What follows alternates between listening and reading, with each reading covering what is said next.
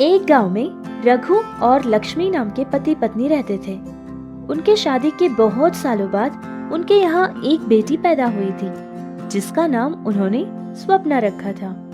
उन दोनों ने अपनी बेटी की परवरिश बहुत ही अच्छे से की थी और उसको बहुत लाड और प्यार भी दिया करते थे। रघु और लक्ष्मी हमेशा अपनी बेटी को तरीका सिखाया करते थे कि लोगों से कैसा बर्ताव करते हैं, बड़े लोगों की इज्जत कैसे करते हैं। और स्वप्ना भी उनकी हर बात मानती थी और जैसा उसके माता पिता कहते थे वैसा ही किया करती थी। बड़े लोगों की वो बहुत ज्यादा इज्जत करती थी। एक दिन की बात है कि स्वप्ना का जन्मदिन था और उसके माता पिता उसको लेकर एक गार्डन के पास चले जाते हैं। बेटी स्वप्ना, आज तुम्हारा जन्मदिन है ना, तो खूब खेलना इस पार्क में, और जब शाम को हम घर वापस लौटेंगे ना, तब मैं तुमको खूब सारे खिलौने खरीदूंगी। ठीक है माँ। स्वप्ना उस पार्क में बहुत ही खुश होकर खेलने लगी। उसको ऐसे देखकर उसके माता पिता रघु और लक्ष्मी बहुत ज्यादा खुश हो रहे थे। ऐसे ही कुछ समय गुजर गया था। वो गार्डन पहाड़ी इलाके के बहुत करीब था, जिससे पहाड़ से एक बहुत बड़ा चट्टान नीचे गिरता गया और वो स्वप्ना की तरफ ही आ रहा था, जिसको देखकर स्वप्ना के माता पिता यानी कि रघु और लक्ष्मी बहुत ज्यादा घबरा जाते हैं और भागे हुए उसकी बेटी के पास पहुंच जाते हैं और दोनों ही स्वप्ना को धक्का दे देते हैं। इतने में स्वप्ना बेहोश होकर वहां गिर जाती है और वो चट्टान का बहुत बड़ा पत्थर रघु और लक्ष्मी के ऊपर से चला जाता है और वो लोग वहीं के वहीं मर जाते हैं। कुछ ही समय बाद वहां पुलिस पहुंच गई थी और स्वप्ना को देखकर वो लोग उसके पास चले जाते हैं। रघु के पास जो मोबाइल फोन था, पुलिस वाले उस मोबाइल को ले लेते हैं और फिर उसमें से एक नंबर को कॉल मिलाते हैं। वो नंबर स्वप्ना के चाचा का था। वो लोग स्वप्ना के चाचा को फोन करके वहां बुला लेते हैं। फिर कुछ ही देर में स्वप्ना के चाचा वहां पहुंच जाते हैं। स्वप्ना भी होश में आ जाती है। जैसे ही स्वप्ना को होश आया था, उसके चाचा ने पूरी बात उसको बताई थी। ये बात जानने के बाद स्वप्ना बहुत रोने लगी। स्वप्ना के चाचा ने उसको उनके घर बुलाकर ले गए थे, लेकिन घर पहुंचने के बाद स्वप्ना अपने माता पिता की तस्वीर देखकर बहुत ज्यादा रोने लगी, जिसको देखकर उसके चाचा और चाची दोनों ही उसके पास चले जाते हैं। देखो बेटी स्वप्ना, तुम हर दिन ऐसे ही दुखी रहोगी और रोती रहोगी तो हम लोग तुम्हें ऐसी हालत में देखकर कैसे बर्दाश्त कर पाएंगे बेटी। हाँ बेटी स्वप्ना, हम हैं ना तुम्हारे साथ, तुम अकेली थोड़ी ना हो। और तो और हमारी भी तो एक बेटी है, रानी, वो तुम्हारी बहन है ना। और आज से हमारी एक नहीं दो दो बेटियां हैं, तुम और रानी। और तुम भी हम दोनों को अपने माता पिता मान लेना, और जब भी तुम्हें किसी चीज की जरूरत हो तो मुझे बोल देना, ठीक है।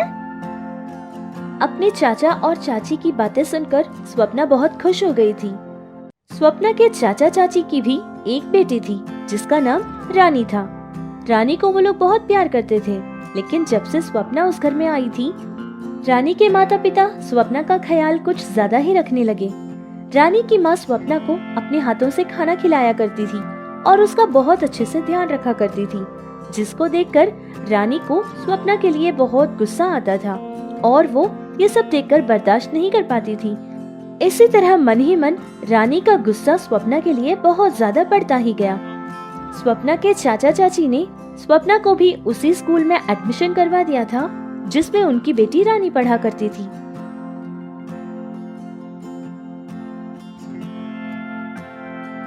ये स्वप्ना जब से इस घर में आई है तब से देख रही हूँ। मम्मी और पापा तो हमेशा इसके आगे पीछे घूमते रहते हैं, मेरा तो ख्याल ही नहीं रखते। और ये स्वप्ना मेरे मम्मी पापा के सामने बहुत अच्छा बनने का नाटक करती है। एक दिन की बात है कि स्वप्ना स्कूल से घर वापस आ जाती है और खाना खाकर सो जाती है। जैसे ही वो सो गई थी, उसके सपने में उसके माता पिता यानी कि रघु और लक्ष्मी आ गए थे। बेटी स्वप्ना, तुम कभी रोना मत, ठीक है, क्योंकि तुम्हारे साथ मैं और तुम्हारे पिताजी है ना। तुम बस हमेशा खुश रहना और जैसा तुम्हारे चाचा और चाची कहेंगे वैसे ही सुनकर रहना। कभी उनको परेशान मत करना बेटी। ये सपना देखने के बाद स्वप्ना नींद से जाग जाती है और फिर भागती हुई अपने चाचा और चाची के पास चली जाती है और उनको गले लगा लेती है। फिर सारा सपना उनको सुना देती है। स्वप्ना अपने चाचा और चाची के साथ खुश होकर जीने लगी। लेकिन ये सब कुछ देखकर रानी को तो अपनी बहन स्वप्ना पे बहुत ज्यादा गुस्सा आता था। वो मन ही मन स्वप्ना से बहुत नफरत करने लगी।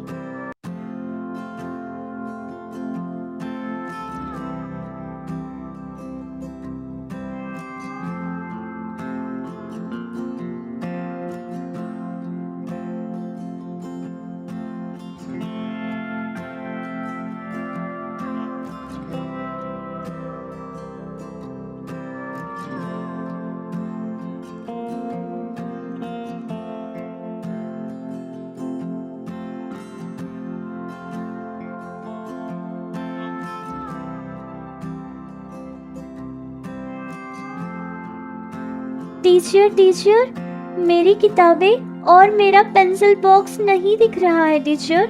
शायद किसी ने चुरा लिया है। अच्छे से देखो रानी, शायद तुम्हारे बैग में ही होगा, या फिर तुमने आज स्कूल ही नहीं लाया होगा।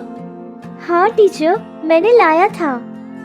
सुनो बच्चों, रानी के बुक्स और उसका पेंसिल बॉक्स क्या किसी ने लिया है? जी नहीं टीचर, हमने तो नहीं लिया। रानी, मुझे तो लगता है कि तुमने आज बुक्स और तुम्हारा पेंसिल बॉक्स शायद नहीं लेकर आई हो। नहीं टीचर, मैंने सच में लाया था। किसी ने मेरी किताबें और मेरा पेंसिल बॉक्स चुरा लिया है। इतना कहकर वो जोर जोर से रोने लगी। अच्छा ठीक है, मैं सारे बच्चों के बैग्स चेक करती हूँ, अभी तुम रोना मत। इस तरह एक एक बच्चे की बैग ढूंढने लगे। जब स्वप्ना की बारी आई थी और जब सपना की बारी आई, उसके भी बैग की तलाशी की गई थी और सारे बुक्स और वो पेंसिल का बॉक्स भी स्वप्ना के बैग में ही मिल गया था। हाँ टीचर, यही तो है मेरी किताबें और मेरा पेंसिल बॉक्स। अरे स्वप्ना, तुमने झूठ बोलना और चोरी करना कब से सीख लिया? मुझे तो लगता था कि तुम बहुत अच्छी लड़की हो। चलो, अपना हाथ आगे करो। ये सब कहकर टीचर स्वप्ना को मारती है और सजा देती है, जिससे स्वप्ना बहुत रोने लगी और वो बहुत दुखी हो गई थी, जिसको देखकर रानी मन ही मन बहुत खुश हो रही थी। ऐसे ही कुछ दिन गुजर जाते हैं। फिर एक दिन की बात है कि रानी को बहुत तेज बुखार हो जाता है और वो चारपाई पर ही लेटी रहती थी। और उसी समय में रानी के माता पिता भी घर पर नहीं थे, जिससे स्वप्ना ने अपनी बहन का पूरा ख्याल रखा था। उसने उसकी हर जरूरत पूरी की थी। स्वप्ना ने रानी को अपने हाथों से खाना खिलाया था और फिर खाने के बाद उसको उसने दवाई भी खिला दी थी। जब तक स्वप्ना के चाचा चाची घर वापस नहीं लौटे थे, तब तक उसने रानी का पूरा ख्याल रखा था। जैसे ही शाम हो गई थी, तब तक तो रानी का बुखार भी उतर गया था और वो आंखें खोलकर देखने लगी। मैं तो हमेशा स्वप्ना से बहुत बुरा बर्ताव करती थी, सिर्फ इसीलिए कि वो मेरी सगी बहन नहीं है, लेकिन फिर भी उसने मेरा कितना ख्याल रखा।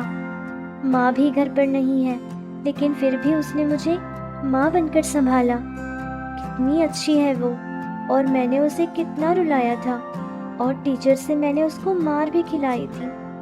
आज के बाद मैं ऐसा कुछ नहीं करूँगी। एक दिन की बात है कि स्वप्ना और रानी दोनों ही स्कूल के बाद घर वापस लौट रहे थे। तभी रास्ते पर एक रॉन्ग रूट से आ रहा ऑटो उनकी तरफ बहुत ही तेजी से बढ़ रहा था, जिसको देखकर स्वप्ना बहुत घबरा गई थी और उसने बिना देर किए रानी को धक्का दे दिया था और फिर खुद ऑटो के नीचे गिर गई थी, जिससे स्वप्ना को बहुत ज्यादा चोटें लगी थी और वो वहाँ बेहोश हो जाती है। ये सब देखकर रानी बहुत रोने लगी और आसपास के लोगों को बुलाने लगी। सारे लोग आकर स्वप्ना को अस्पताल पहुंचा देते हैं और फिर रानी के माता पिता को भी फोन लगाकर ये बात बता देते हैं। फिर रानी के माता पिता भी अस्पताल पहुंच जाते हैं। अस्पताल पहुंचने के बाद डॉक्टर्स ने कहा था कि स्वप्ना के सर पर बहुत ज्यादा चोट लगी थी, जिससे वो बेहोश हो गई थी। लेकिन अब चिंता करने की कोई बात नहीं है, वो अब ठीक है। मम्मी पापा, मैं बहुत गंदी हूँ, मैंने बहुत गलत किया है। हमेशा मैंने स्वप्ना से नफरत की थी। हमेशा ही उसको कुछ न कुछ कहती रहती थी। लेकिन आप लोग जानते हो, जब आप लोग घर पर नहीं थे तब मुझे बुखार हो गया था और स्वप्ना ने मेरा पूरा ख्याल रखा था। मैंने हमेशा उससे नफरत की थी और उसने मुझे उतना ही प्यार किया था। मैंने बहुत गलत किया स्वप्ना के साथ।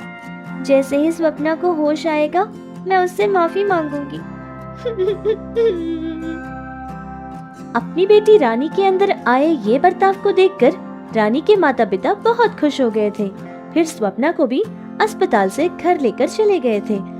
तब से सारे लोग मिलकर बहुत खुशी खुशी जीने लगे।